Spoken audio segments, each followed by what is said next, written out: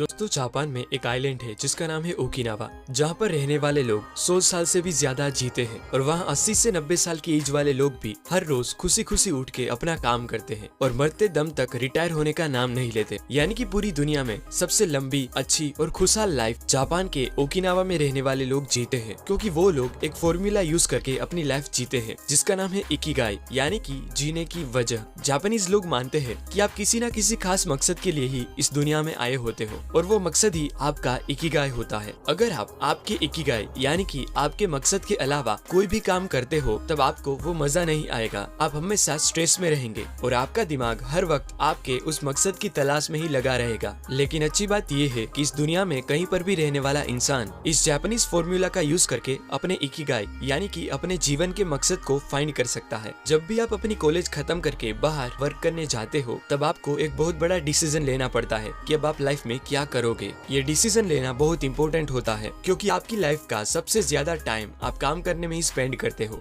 इसीलिए कोई आपको कहेगा कि तुम्हें जो काम से खुशी मिलती हो वो करो, कोई कहेगा तुम जिस काम में अच्छे हो वो करो, कोई कहेगा वो काम कर जिसमें सबसे ज्यादा पैसे मिले, या फिर कोई ये कहेगा कि बेटा ऐसा काम कर जिसकी दुनिया को जरूरत हो। अब इसमें प्रॉब्लम ये है कि हर कोई हमें इस चार में से किसी एक ऑप्शन को ही चूज करने के लिए कहता है, जो एक गलत एडवाइस है। इकिगाई इन चारों पार्ट्स का कॉम्बिनेशन है और अगर इसमें से कोई एक पार्ट भी मिस हो तो आपकी लाइफ में क्या प्रॉब्लम्स आ सकती है वो हम एक डायग्राम की मदद से समझेंगे। पहला सर्कल है व्हाट यू लव, इसमें वो सारी चीजें आती है जो आपको करना पसंद है। दूसरा सर्कल है what you are good at, इसमें वो सारी चीजें आती है जो काम आप अच्छी तरह से कर सकते हो। थर्ड है what you can be paid for, इसमें वो सारी चीजें आती है जिसमें आपके काम के बदले में आपको पैसे मिले। एंड लास्ट फोर्थ सर्कल है व्हाट द वर्ल्ड नीड्स, इसमें वो चीजें आती है जिसकी दुनिया को जरूरत है। अब देखो, फर्स्ट और सेकंड सर्कल के कॉम्बिनेशन से आपको आपका पैशन मिलेगा, यानी कि जो चीज करना आपको पसंद है और उसमें आप अच्छे भी हो तो वो काम होगा आपका पैशन।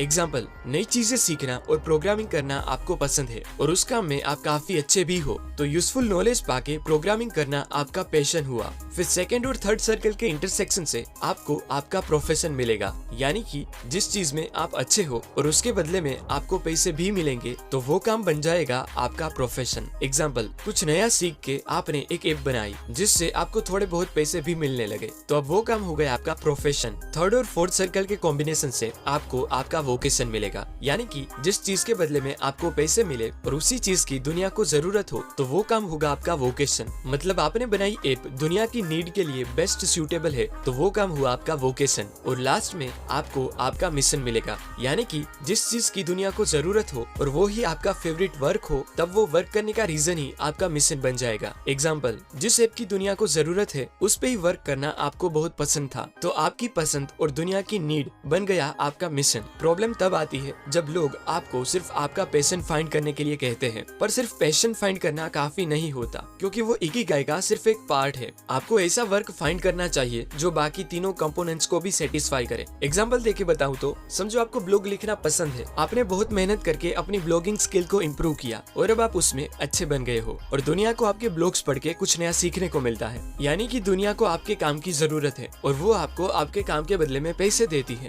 मतलब कि ब्लॉगिंग ये चारों कंपोनेंट्स को सेटिस्फाई करता है, यानी कि ब्लॉगिंग आपका इकिगाई है। आपका एम होना चाहिए ऐसी चीज को फाइंड करना जो पैशन, प्रोफेशन, वोकेशन और मिशन इन चारों कंपोनेंट्स को सेटिस्फाई करे और इस चारों कंपोनेंट्स के बीच में ही आपको आपका इकिगाई मिलेगा, यानी कि वो काम मिलेगा जिसे आप पसंद करो, जिसमें आप अच्छे भी हो, जिससे आपको पैसे मिले और उस काम की दुनिया को जरूरत भी हो। और जब ये चारों चीजें सेटिस्फाई होगी तभी आप एक लंबी और बिना स्ट्रेस वाली सफल जिंदगी जी पाएंगे। एग्जाम्पल देके बताऊं तो सचिन को क्रिकेट खेलना पसंद है, उसमें वो प्रैक्टिस करके अच्छे बने। क्रिकेट खेलने से उनको पैसे भी मिलते हैं और लोगों को उनकी बैटिंग बहुत पसंद है, यानी कि दुनिया को उनकी जरूरत है। सचिन के लिए क्रिकेट इन चारों कंपोनेंट्स को सेटिस्फाई करता है, मतलब क्रिकेट सचिन का इकिगाई है। आप जितने भी पॉपुलर पर्सनालिटीज को जानते हो उन्होंने अपने इकिगाई को फाइंड कर लिया होता है और उसकी वजह से ही वो इतने आगे होते हैं। इकिगाई को फाइंड करना बहुत इंपॉर्टेंट होता है क्योंकि उससे आप अपने काम में फ्लो स्टेट अचीव कर सकते हो। फ्लो स्टेट मतलब अपने काम में इतना डूब जाना कि दूसरी कोई भी चीज मैटर ना करे और वो फ्लो स्टेट ही एक्सपर्ट्स, आर्टिस्ट और जीनियस पर्सनालिटीज का पावर होता है। अपने इकिगाई को फाइंड करके उस पे वर्क करने की वजह से ही एप्पल के फाउंडर स्टीव जॉब्स को जापान के आर्टिस्ट और इंजीनियर्स बहुत पसंद थे। जब स्टीव जॉब्स ने 1980s में जापान में सोनी फैक्ट्री को विजिट किया किया तब उन्होंने उनसे कई सारी नई चीजें सीखी और अपनी कंपनी में इम्प्लीमेंट भी करी। इवन स्टीव जॉब्स को डेली यूनिफॉर्म पहनने का आइडिया भी वहीं से मिला था। वर्ल्ड के पॉपुलर एनिमेशन स्टूडियो में से एक